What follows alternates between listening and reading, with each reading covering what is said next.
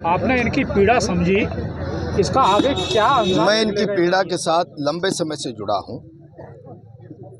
जब गैर कानूनी तरीके से अराफात को हैंडओवर कर दिया था सरकार ने, और अराफात डंडों के बल पर मजदूर को दबाकर खाली कराना चाहता था, तब भी मैं भाग भाग कर इनकी मदद के लिए जाता था।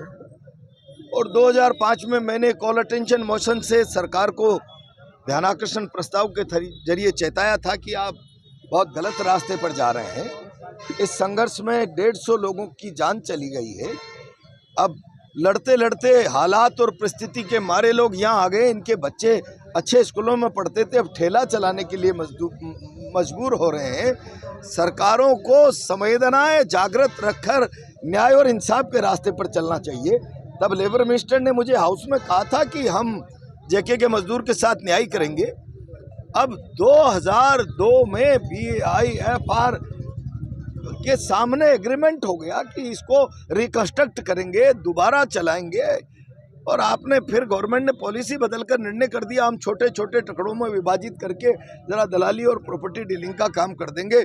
सुप्रीम कोर्ट ने टर्न डाउन कर दिया उसको, और आज परिस्थिति ये है, ये एज पर एग्रीमेंट ये ज़मीन नॉन सेलेबल है, नॉन ट्रांसफरेबल है।